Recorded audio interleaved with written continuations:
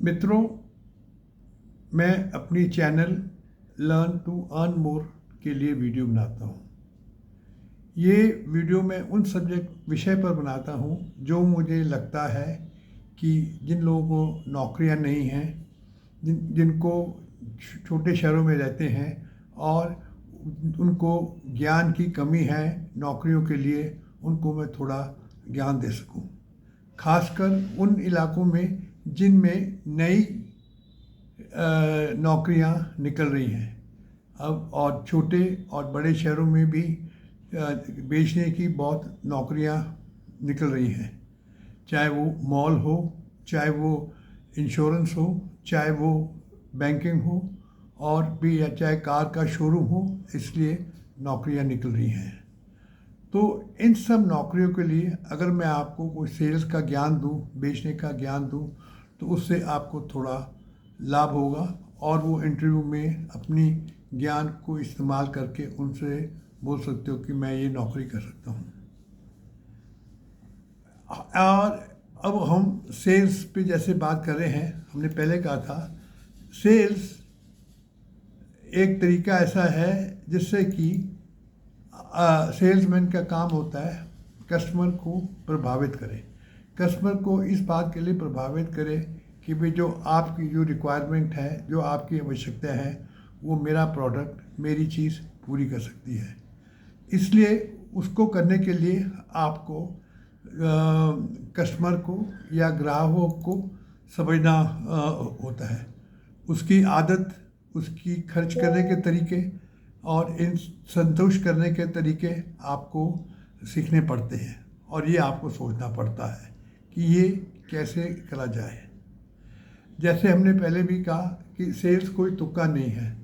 Sales एक बहुत बड़ा सुलझा हुआ सिस्टम है जो बहुत सोच समझकर लोगों ने बनाया है, तो उसको फॉलो करना बड़ा ही ज़रूरी होता है।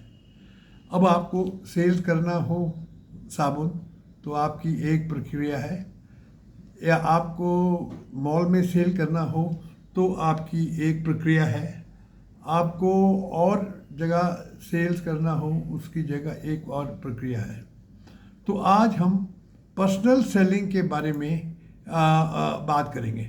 पर्सनल सेलिंग में पहले होता है आपको अपना लीड जनरेशन।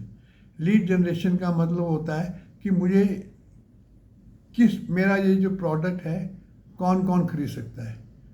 घर के कस्टमर खरीद सकते हैं, ऑफिस में खरीद सकते हैं, शोरूम में खरीद सकते हैं, कहाँ कहाँ खरीद सकते हैं। तो उनके लिए आपको देखना पड़ता है और उनके लिए आपको सोचना पड़ता कि मैं उनके लिए लीड कैसे लाऊं, कैसे मैं मार्गदर्शन करूं कि मैं उन कस्टमर्स तक, ग्राहक तक मैं पहुंच सकूं।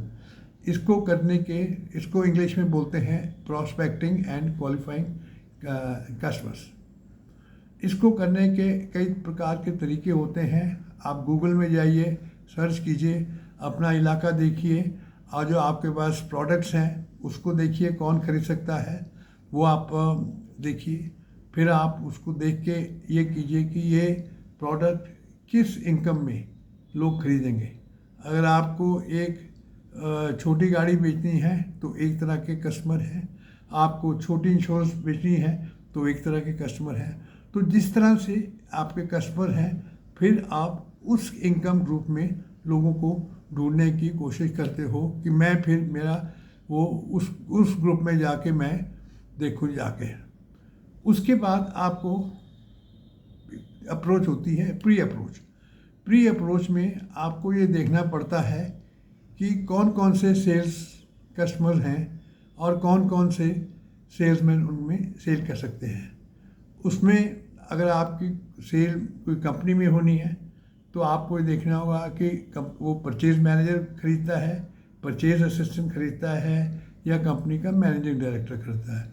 तो उस हिसाब से आपको ये सोचना पड़ेगा कि मैं इसको कैसे इसके पास जाऊं और इसको प्रभावित करूं।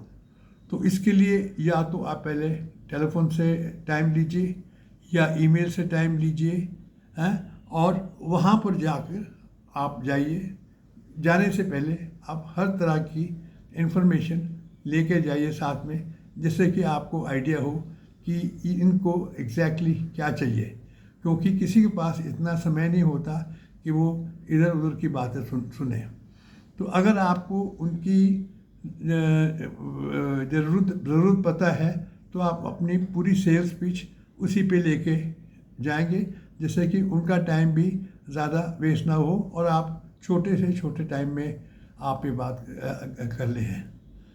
आपको ये ध्यान देना होगा कि आप जो भी जाओ बिल्कुल तैयारी से जाओ और वहाँ पर बड़ी प्यार से, बड़ी इज्जत से लोगों से बात करो, क्योंकि आप अगर नहीं बेच पाओगे तो आपकी तनख्वाह कहाँ से निकलेगी।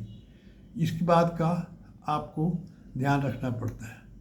एक बारी आपकी मीटिंग शुरू हो गई तो उसके बाद होती है प्रेजेंटेशन एंड डेमोन्स्ट्रेशन फेज, जिसमें आप अपने प्रोडक्ट के बारे में बताते हो।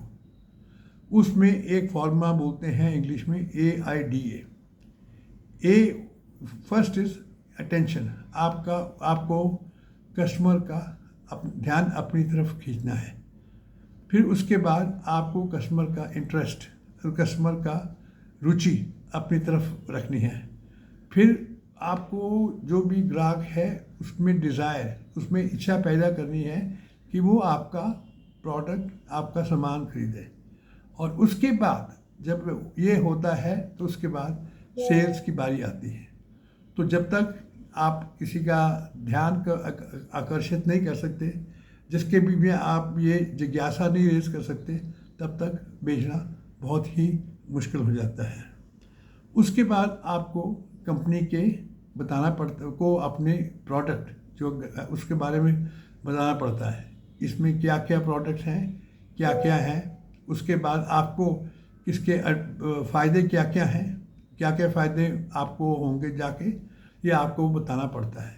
अगर आप गाड़ी बेच रहे हैं तो आपको ये भी बताना पड़ेगा कि ये गाड़ी में क्या क्या चीज़ें हैं और कैसे कैसे चलती हैं और आपको ये कैसे कैसे फ़ायदा कर सकेगा। तो ये सब सोचना आपको पहले पड़ेगा सेल्स करने से पहले कि मैं कस्टमर को जाके कैसे टैकल करूं और कैसे जाके बात करूं जाके। सो उसके लिए आपको पूरा ध्यान से, तैयारी से जाना पड़ेगा। जब कस्टमर ने कहा हाँ भाई लगता है मैं सामान खरीद लूँगा, आपको उसकी शक्ल से लगता है, तो उस वक्त आपको कस्टमर से ये भी पूछना है कि उसको कोई एडिशनल इन्फॉर्मेशन चाहिए और कोई इन्फॉर्मेशन चाहिए, उसके ऑब्जेक्शन कोई हो, उनको आप ऑब्जेक्शन को दूर कीजिए। उनके और कोई क्वेरीज हों उनको आप दूर कीजिए, जिससे कि वो बिल्कुल ही जाके ये कहे कि हाँ भाई सामान मैंने इन्हीं से ख़रीदा है। तब ये बात हो जाए तो उसके बाद आपको सेल को क्लोज़ करना होता है। सेल को क्लोज़ करने में कई चीज़ें देखनी पड़ती हैं। यही नहीं देखना कि जी उन्होंने ऑर्डर प्लेस कर दिया, आपने ऑर्डर ले लिया, बट अगर आपको ऑर्डर इंस्टॉल कराना है, ऑर्डर डिस्पैच कराना है, वो आपकी जिम्मेदारी होती है। कहाँ पर डिस्पैच कराना है, कितनी मात्रा में डिस्पैच कराना है, वो भी आपको कमिटमेंट देनी पड़ेगी, जिससे आप माल बेच रहे हो। क्योंकि ये नहीं करोगे तो अगली बारी वो आपसे माल नहीं खरीदेगा। उसके बाद कितना कलर, कितने साइज़ और कितने भांति के प्रोडक्ट आपको उनको देने हैं, ये देखना पड़ेगा। फिर पेमेंट टर्म्स कैसे हो वो आपको उनसे समझना पड़ेगा।